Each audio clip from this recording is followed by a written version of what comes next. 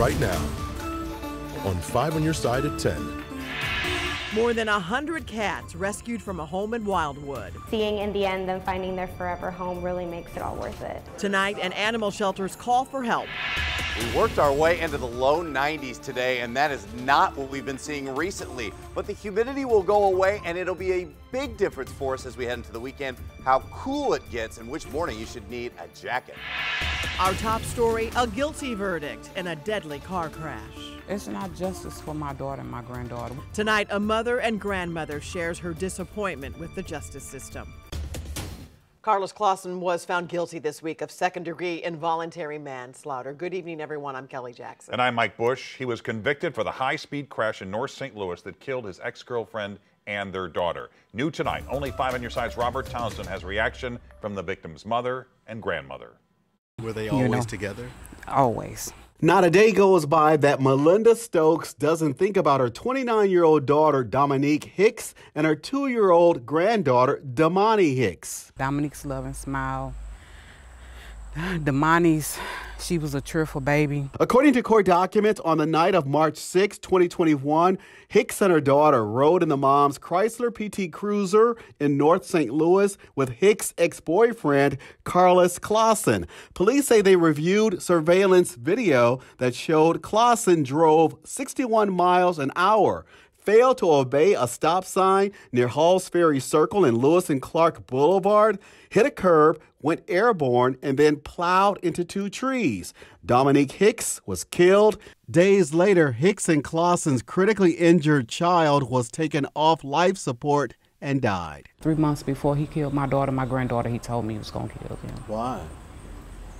He was jealous of her. More than 3 years after the crash, Tuesday, a judge convicted Clawson of 2 counts of second-degree involuntary manslaughter. 2 counts of armed criminal action were dropped. I'm disappointed in the system. I'm disappointed in the judge. In a statement, Circuit Attorney Gabe Gore said, "We will continue to prosecute reckless drivers who choose to wreak havoc in our city to the fullest extent of the law." Carlos Clawson will be sentenced next month. Melinda Stokes will definitely be in the courtroom to speak out on behalf of her 2 loved ones. I hope that the judge finally take in consideration that my daughter and my granddaughter is no longer here. And give them the justice that they deserve. Robert Townsend, 5 on Your Side. In January, Clawson was released from jail on his own recognizance. This afternoon, Robert also reached out to the public defender who represented him, but he did not hear back. Well, weather impacted tonight's Kansas City Chiefs game. Storms delayed kickoff. We could use some of that rain as we're in a slight drought. Meteorologist Gary Frank is in for Scott tonight, tracking our rain chances, Gary. Yeah, that delay is all part of the same system as tracking its way across the state. You can see where that provided that brief heavy rain, and mainly lightning was the reason they delayed it. They could play through the rain, right? But it's all attached that goes across the state here, all the way across to Quincy. And if it looks less than impressive, that's because it is. There's not much going on, but there may be a few showers overnight, which I guess we'll take anything we can get at this point. They're hanging on from Macon, north of Moberly, and Quincy. That is working its way off to the south. That may bring some early rain, but it's all part of a larger cold front, which will impact us a lot. It's still warm and muggy outside and 79 in St. Louis. We're in the mid-60s behind it. That will usher in much cooler air for tomorrow and a northwest breeze, which cloud cover and a slight chance for very early rain. Most of this is 15 to 30 minutes, and a lot of people miss it completely. We're in the low 80s tomorrow, but believe it or not, our big weather impact into this weekend is a light chance for rain tomorrow, but layers will be needed starting Friday night and then the next couple of mornings. It's going to be a big difference, about a 45 to 50 degree swing what our morning lows are and how long we can hold on to that fall-like weather. Tonight, new data from the city shows violent crime is down in St. Louis compared to last year. 5 on Your Side's Megan Kernan talked with a community group expressing some skepticism over those numbers. This data compares crimes committed in St. Louis from August 2023 to August 2024. City leaders are touting a slight drop in homicides, while others feel the crime stats don't reflect the true state of safety in our area.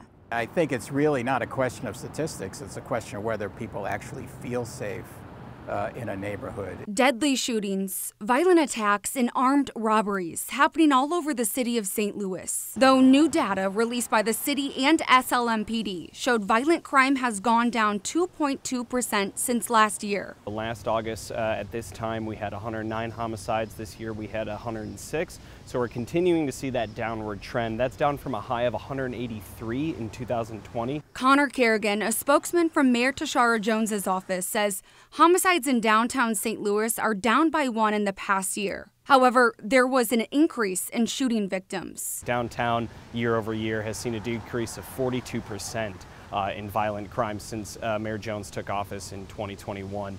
So there's certainly neighborhoods where we're seeing those continued violent crimes. That is very misleading to say that.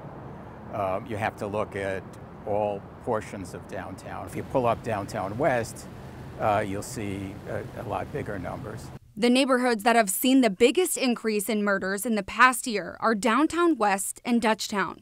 Les Sturman, a member of Citizens for a Greater Downtown St. Louis, says as a downtown resident, he's skeptical about the data. We hear gunshots periodically. We hear sirens. It's just a parade of sirens. The issue here is there have been 10 homicides already this year in downtown and over 60 shooting victims. And frankly, we don't think that's anything that the mayor or the police chief should be doing a victory lap over. Every single homicide in the city of St. Louis is an unnecessary tragedy. But what I keep telling folks is this is progress, not perfection. The neighborhoods that have seen the biggest decrease in murders are Fountain Park and Hyde Park. A spokesman for SLMPD tells us they have a potential software vendor for an interactive crime map that will be available soon. Reporting in downtown St. Louis, Megan Kernan, 5 on your side. A Metro East community came together today for the funeral of a teen who died in a crash. 15-year-old Crawford Bryant was the passenger in a car when it crashed over Labor Day weekend. Columbia High School canceled class today so students and staff and family could attend his funeral. Friends and family shared their memories of Bryant. He was a gift from God, and even though we only had 15 years with him, God chose all of us to spend 15 years with this angel. Columbia High School plans to honor Bryant during tomorrow night's football game against its rival Waterloo. Fans from both teams have agreed to wear orange and blue as a show of unity. Tonight, the Animal Protective Association is caring for more than 100 cats rescued from a home in Wildwood. The St. Louis County Police Department said 2 adults were living in the home. 5 on your side's Laura Barczewski spoke with the APA, now asking for your help. On August 28th, St. Louis County Police were called out to do a welfare check in the 18,000 block of Country Trails Court. Carolyn Hayden says she'd been trying to get police involved for more than a year because she was concerned about her parents who lived in the Wildwood home with another family member. She says they uncovered more about the situation after her mother died and her brother was able to get inside the house. Hayden shared these photos showing the chaos inside the home, cats all over, in and out of cages. Hayden says the family was very concerned about the conditions their parents had been living in and now will be taking legal action. The house has been condemned. Police said in a statement when officers arrived they found dozens of cats and notified the St. Louis County Problem Properties Division. The Animal Protective Association says 150 cats and counting have been removed from the home so far. They even had to convert rooms in the shelter to house all of them. We've really been working our staff to really help care for all of those pets because it is the biggest case we've had all at one time. The APA says these are just a few of the cats and kittens rescued from the home. Those kittens are only about 2 weeks old. So when we brought them in, we went ahead and, took a look at them, made sure they were healthy. Anyone that needed any care, we went ahead and covered that. And then after that, they'll be spayed and neutered prior to becoming available for adoption. They say donations of cat items and food, adoptions, and fostering currently available cats will help them tremendously. We have Clear the Shelters happening this weekend, so all of our pets' fees are waived.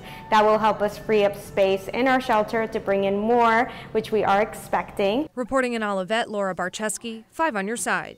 You can drop off donations inside at both Brentwood and Olivet APA locations. And we have more details about the Clear Shelters event on KSDK.com.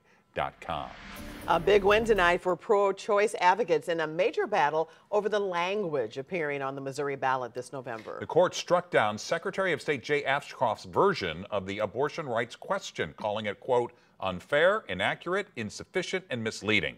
The court drafted new language defining the impact of a yes vote as something that would establish a constitutional right to make decisions about reproductive health care and remove Missouri's ban on abortion. You can read the full updated ballot language on our website, ksdk.com. St. Louis Public Schools is taking its search overseas to combat a teacher shortage. The district partnered with a recruiting agency to bring 21 teachers from Ghana and the Philippines to the city. Close to 200 teachers applied. The district spent a month helping them get their Missouri credentials. It is a method that's proven to work at other local school districts. They came in and they were instructionally strong, and it went really well. They were able to support us in that area, and we were able to support them in making the cultural connections, and we had a great year. The teachers union supports the international hiring, saying it helps the burden of the teacher shortage. A child care crisis leading to calls for help. There's nothing you can do in this situation. Tonight, the I-Team looks into why hundreds of providers are not receiving state funding. The state of Missouri is currently failing. Well, it should come as no surprise to any of us that we're worked our way back into the moderate drought category. No surprise, over the last few days, it's been incredibly dry. Why our rain chance won't do much for that over the next 24 hours, and when we'll see another one.